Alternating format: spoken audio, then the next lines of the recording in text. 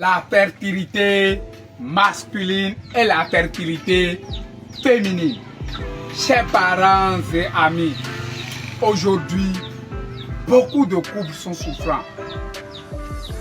Des vieux sont sans enfants. Des personnes très âgées aujourd'hui sont sans enfants. Ils ont vadrouillé partout pour chercher des traitements efficaces. Mais jusqu'à présent, ils sont sans enfants. Toutes les personnes qui ont déjà fait 4 ans, au moins 4 ans dans leur foyer, elles sont toujours sans enfants. Ils ont tout fait, mais ils n'ont jamais arrivé à enceinter leur femme. Ou bien leur femme n'a jamais pris de grossesse. Quoi qu'en soient les problèmes liés à cela. Parfois chez l'homme, les problèmes fondamentaux qui l'empêchent d'enceinte une femme, ce sont les varicocèles.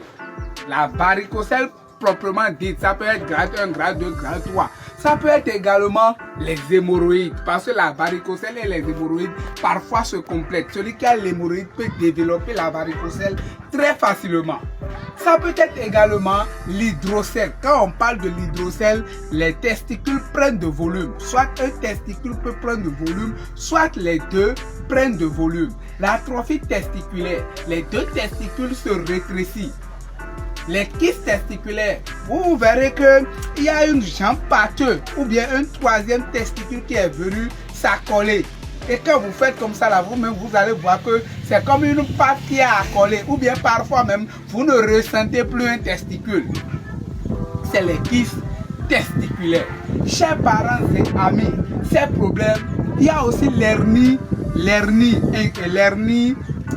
testiculaire. Il y a aussi l'hernie qui est là, qui fait que même il y a de l'eau qui rentre dans le testicule et c'est gros comme ça. Et quand ça picote, vraiment, on est perdu. Chers parents et amis, nous invitons toutes les personnes, tous les couples qui sont encore infertiles, toutes les personnes qui n'ont pas encore eu d'enfants malgré leurs âges. Nous les invitons parce que c'est pitoyable. Dieu n'a créé personne infertile. Quoi qu'en soient les problèmes de votre stérilité, les mots qui vous dérangent, vous allez enceinte votre femme. Votre femme va concevoir de grossesse et vous aurez des jolis enfants. Chers parents et amis, quoi qu'en soit l'origine de votre infertilité, de votre stérilité, vous allez enceinte, vous allez concevoir de grossesse, vous aurez des enfants. Même si le médecin vous a déclaré que vous ne pourrez jamais avoir d'enfants, que vous êtes stérile à vie et que vous n'aurez jamais d'enfants dans votre vie, ne dites rien et vous verrez que les savoirs médicaux endogènes sont vraiment au service de la population.